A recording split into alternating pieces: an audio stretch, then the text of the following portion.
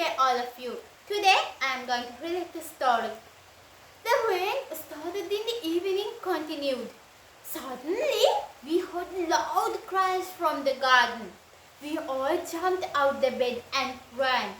My father opened the side door and signaled us stop.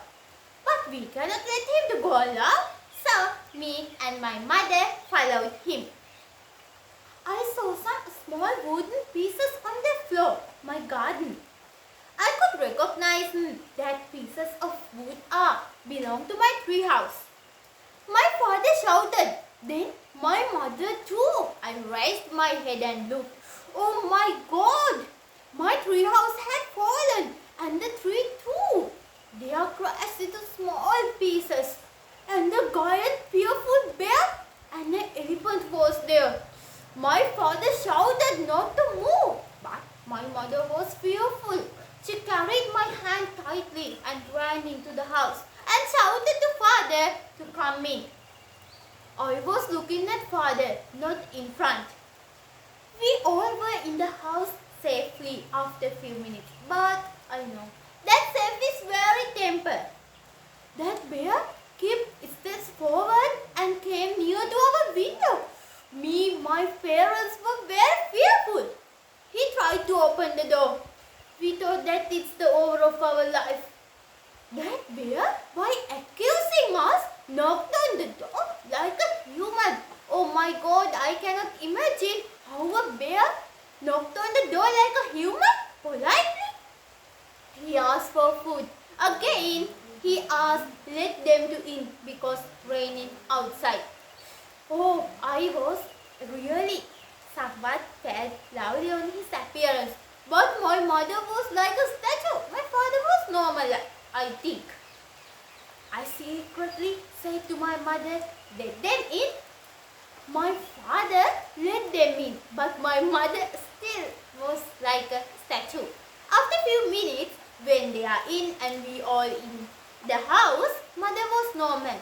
I asked the bear many questions. Are you wild animals? How you know human language? How you be so politely?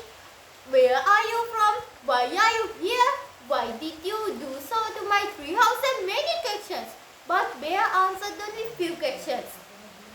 My mother, my father and elephant, bear, we all were good friends in few minutes. My mother got up and went to the kitchen. By accusing us, bear also stand up and followed her to help her cooking. Oh my God, I cannot expect such a thing from a bear. How a bear cook? But my mother didn't let him to cook because as tradition, we don't get help from visitors. The bear was in the living room after a few minutes.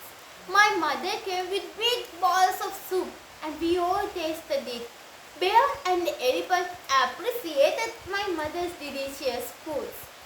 And we talked and chatted for many times. There was a special thing that the elephant said each and every animal in the wildlife talk our human language. Oh, I cannot bear why they talk our language. It's the first time I heard such a thing in my life. My parents too. After midnight fast, they said sadly, it's the time to move. I was really sad because in these few minutes they were really good friends to us. They saw my sadness. By again exciting accusing us, they provided 2 telephone numbers and said they belong to them. How the wild animals use telephones? How they get signals?